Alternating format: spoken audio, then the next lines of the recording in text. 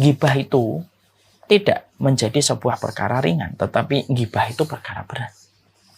Imam Adz-Dzahabi mengkategorikan ghibah itu bukan dosa kecil, tapi ghibah itu dosa besar.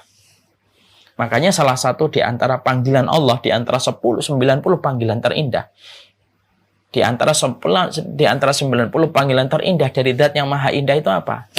Yaitu adalah ya ayyuhalladzina amanu ijtanibu katsiran minadh-dhann inna ba'dadh-dhanni ismun wa la tajassasu wa la yaghtab ba'dukum ba'dha ayuhibbu ahadukum ayyakula lahma akhihi maitan fakarihtumuh. Ya. Makanya Allah serupakan bahwasanya apa? Allah serupakan orang yang kemudian mereka memakan daging kehormatan saudaranya, maka sesungguhnya mereka sebagaimana memakan bangkai. Mari kita sekarang bertanya, kenapa ghibah itu sama dengan makan bangkai saudara kita yang kita bicarakan keburukan itu? Karena bangkai itu tidak bisa membela diri. Ya, karena bangkai itu tidak bisa membela diri.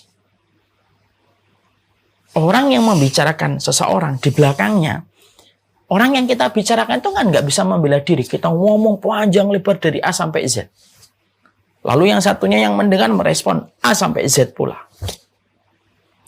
Orang yang kita bicarakan itu nggak bisa membela diri. Dia tidak bisa mengatakan ini maaf, ini nggak kayak gitu kejadiannya, ini begini kejadiannya. Dia nggak bisa membela diri karena nggak ada. Makanya kemudian disitulah kita mengetahui dia kayak bangkai. Karena dia tidak bisa membela dirinya dan kehormatannya ketika dibicarakan di belakang. Ketika dia dibicarakan di belakang. Ya. Dan ini termasuk sebuah kategori dosa besar. Kenapa? Karena ini termasuk hakul adami, ini termasuk haknya seorang muslim. Orang itu akan betul-betul tahu kenapa dosa ghibah itu sangat berat di sisi Allah kalau dia pernah menjadi bahan untuk dighibahi. Baru akan ngerasain kenapa ghibah itu dibenci oleh Allah. Karena orang kalau sudah dighibahin, kok tahu dia dighibahin, rasanya itu berat betul. Rasanya itu berat sekali dighibahin itu. Karena pada saat itu kita tidak bisa membela diri kita. Dan orang ngomongin apa aja di belakang kita tanpa kita memiliki hak untuk memberikan pembelaan. Makanya akhirnya kalau kita setidaknya pernah digibahin, lalu kita tahu betapa sakitnya kita digibahin. Dan betapa kecewanya kita secara fitrah awal ketika pertama kali mengetahui kita digibahin. Itulah yang menjadi alasan kenapa ghibah itu terkategori pada dosa besar. Ya. Ustadz, kalaupun dia memang betul, itu ghibah. Kalau itu salah, berarti itu adalah dusta. Ada satu hal yang berat memang, tapi pahalanya besar. Kalaupun kamu melihat saudaramu punya kekurangan, kamu tutup itu. Kamu bicarakan aja kebaikannya. Demi Allah, siapapun yang menutupi aib saudaranya, Allah akan menutupi aibnya pada waktu hari kiamat supaya aibnya tidak kelihatan banyak orang. Pada waktu berkumpulnya manusia dari ujung barat sampai ujung timur. Dari manusia yang pertama sampai manusia yang terakhir. Dan itu kemudian yang menjadikan kita akhirnya memahami gitu. Kalaupun yang kita lihat itu saudara kita, itu berat. Karena gini loh, ikhwan. Kalau kita sampai mengetahui saudara kita, sampai kemudian mengetahui saudara kita, sampai kemudian kita mengetahui saudara kita melakukan dosa, itu berat. Demi Allah itu. Mengetahui saudara kita melakukan dosa itu berat. Kenapa saya katakan bahwasanya mengetahui dosa saudara kita itu berat? Begini penjelasannya. 1. Kalau kamu mengetahui saudara kamu melakukan dosa, kamu diperintahkan oleh Allah untuk menutupi dosa itu. Ini yang pertama. Kalaupun kamu ingin menasihatinya diam-diam. Dan tidak boleh menelanjangi dosa yang telah dia lakukan di hadapan orang banyak untuk menjatuhkan kehormatannya. Haram, tidak boleh. Kalau kita mengetahui dosa saudara kita, makanya jangan kepo. Kepo itu justru bebannya berat. Kadang-kadang nggak ngerti itu lebih baik. Kadang-kadang tidak terlalu peduli tentang apa yang menjadi kesalahan orang, itu rahmat, itu blessing itu. Kadang-kadang itu lebih baik untuk kita. Orang kalau sudah mengetahui saudaranya berbuat dosa, satu yang pertama, dia akan dilihat oleh Allah. Apakah dia merahasiakan dosa saudaranya ataukah tidak. Dan itu harus dijaga seumur hidup. Itu yang masih kepo kalau tidak merenung ini, dan untuk saya juga ini, kalau tidak merenung ini hal yang berat. Oke, kamu mengetahui saudaramu dalam berbuat dosa, kamu disuruh untuk kemudian menyembunyikan. Kalau kamu ceritakan, itu akan menjadi sebab kamu akan dibuka dosanya oleh Allah nanti pada waktu hari kiamat. Masya Allah ya. Saking begitu Allah sayang dan rahmatnya kepada hamba. Ada hambanya berbuat dosa dan hambanya yang satunya melihat. Hamba yang melihat disuruh nutup. Itu kalau bukan karena sayangnya Allah itu tidak mungkin terjadi. Kemudian yang kedua, kita tidak boleh untuk kemudian menghujatnya.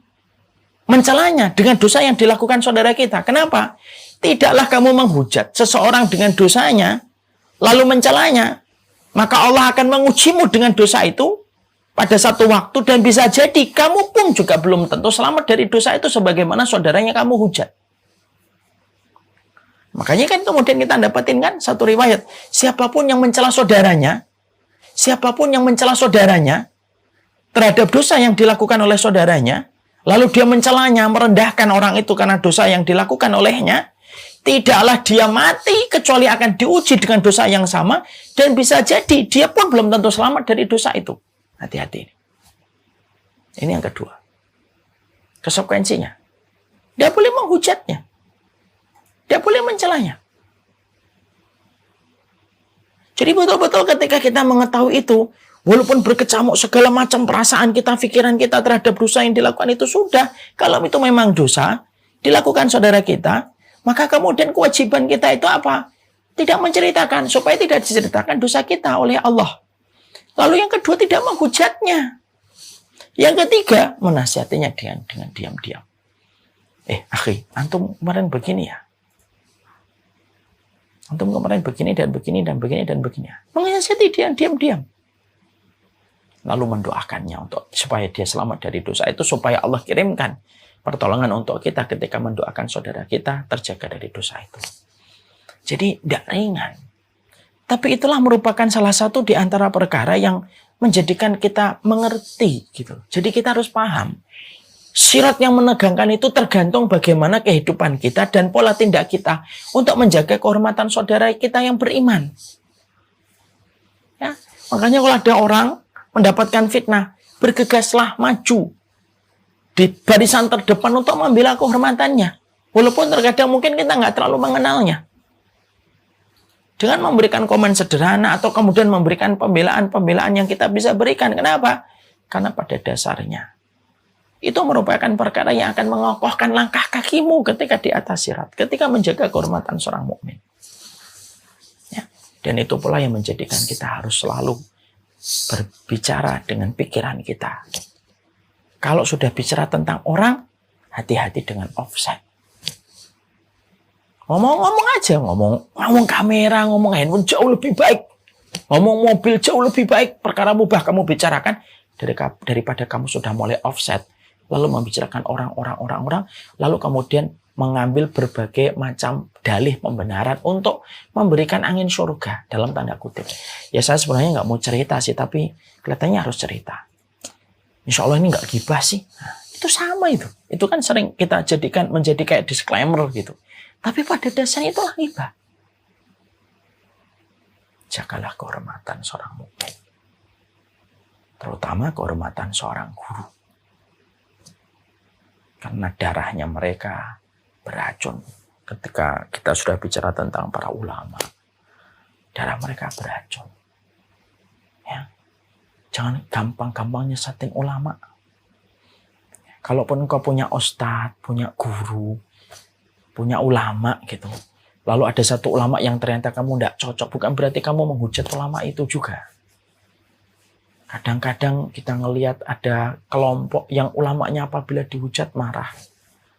Tapi juga tidak sadar sering menghujat ulama orang lain gitu. Dan tidak memberikan respek dan tidak memberikan penghormatan kepada para ulama yang lainnya. Itu juga salah. Makanya disinilah yang kemudian menjadikan kita akhirnya memahami betul. Kalau kita membayangkan nanti di atas sirat, sekarang kita berpikir, urusan kita dengan sesama manusia itu selesai atau belum? Ayo selesaikan yuk. Ayo kita selesaikan. Biar clear, biar tuntas. Ya.